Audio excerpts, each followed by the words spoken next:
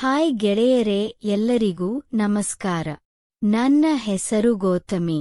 ನನಗೆ 29 ವರ್ಷ ವಯಸ್ಸಾದರೂ ಮದುವೆ ಆಗಿರಲಿಲ್ಲ. ನನಗೆ ಪರಿಚಯವಾದ ಹುಡುಗ ನನ್ನ ಅಕ್ಕನ ಮಗ ಸುಮನ್. ಅವನು ಊರಿನಲ್ಲೇ ವ್ಯಾಸಂಗ ಮಾಡುತ್ತಿದ್ದ.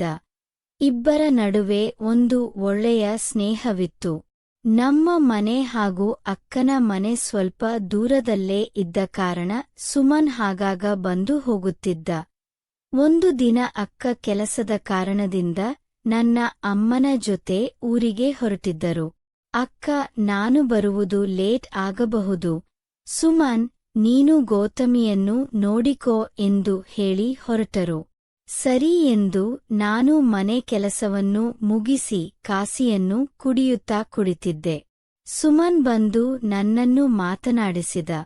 ನಾನು ಕೂಡ ಅವನನ್ನು ಮಾತನಾಡಿಸುತ್ತಾ ಕುಳಿತೆ. ಇಬ್ಬರೇ ಇದ್ದ ಕಾರಣ ಸ್ವಲ್ಪ ಸಮಯ ಕಳೆಯಲು, ವಿಶೇಷ ಪಾನೀಯಗಳನ್ನು ಮಾಡಲು ಮಾತನಾಡಿಕೊಂಡು ಬೇಕಾದ ಸಾಮಗ್ರಿಗಳನ್ನು ಸಿದ್ಧಪಡಿಸಿಕೊಂಡೆವು. ಸುಮನ್ ಹಣ್ಣು ಹಾಗೂ ಇನ್ನಿತರ ಫ್ಲೇವರ್ಗಳನ್ನು ತೆಗೆದುಕೊಂಡು ಬಂದು ಸಿದ್ಧ ಮಾಡಿದ. ಕೊನೆಯಲ್ಲಿ ಅದಕ್ಕೆ ಬೆರೆಸಲು ಹಾಲು ಬೇಕಾಗಿತ್ತು. ಅದನ್ನು ತರಲು ಅವನು ಹೊರಗಡೆ ಡೈರಿಗೆ ಹೋಗಿ ತೆಗೆದುಕೊಂಡು ಬಂದನು. ಇಬ್ಬರೂ ಸೇರಿ ಪಾನೀಯವನ್ನು ಹೆಚ್ಚು ರುಚಿಯಾದಂತೆ ಮಾಡಿದೆವು. ಸರಿ ಎಂದು ಅದನ್ನು ತೆಗೆದುಕೊಂಡು ಇಬ್ಬರೂ ಕುಡಿದೆವು. ನಂತರ ಸುಮನ್, ಚಿಕ್ಕಮ್ಮ, ಇದು ತುಂಬಾ ಅದ್ಭುತವಾಗಿ ಬಂದಿದೆ ಎಂದು ಹೇಳಿ ನನ್ನನ್ನು ಹೊಗಳುತ್ತಿದ್ದ.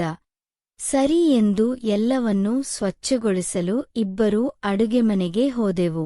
ಇಬ್ಬರೂ ಹಣ್ಣಿನ ಸಿಪ್ಪೆಗಳನ್ನು ಸ್ವಚ್ಛಗೊಳಿಸಿ ಎಲ್ಲವನ್ನೂ ಸರಿಪಡಿಸಿ ಮಧ್ಯಾಹ್ನದ ಊಟವನ್ನು ಸವಿದು ಹಾಲ್ನ ಸೋಕಾದ ಮೇಲೆ ಕುಳಿತೆವು. ಸುಮನ್ ಕೂಡ ಹೆಚ್ಚು ದಣಿದಿದ್ದ. ನಾನು ಅವನಿಗೆ ಕೇಳಿದೆ, ತಲೆಗೆ ತೈಲ ಹಚ್ಚಿ ಮಸಾಜ್ ಮಾಡಲಾ ಎಂದು. ಸುಮನ್, ಪರವಾಗಿಲ್ಲ ಚಿಕ್ಕಮ್ಮ ಎಂದು ಹೇಳಿದ. ಆದರೆ ನಾನು, ಸುಮನ, ನೀನು ನನಗೆ ಮಾಡಬಹುದಲ್ಲವೇ ಎಂದು ಕೇಳಿದೆ.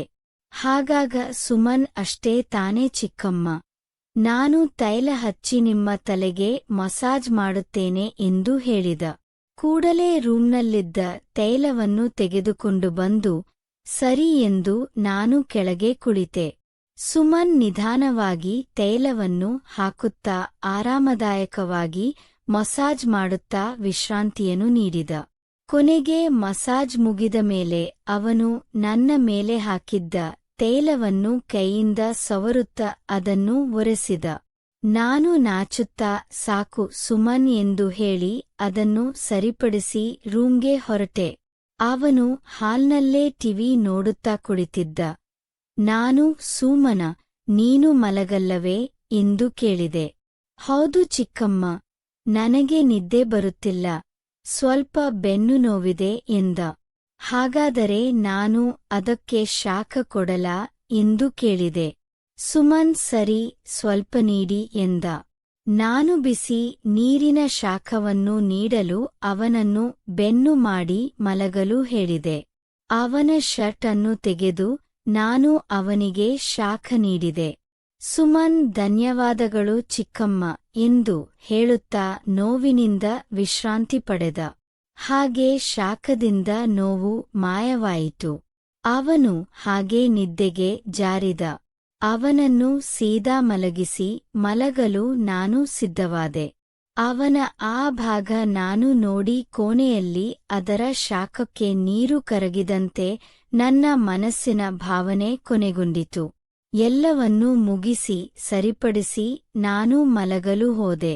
ಕತೆ ಇಲ್ಲಿಗೆ ಮುಕ್ತಾಯವಾಗುತ್ತದೆ. ಧನ್ಯವಾದಗಳು.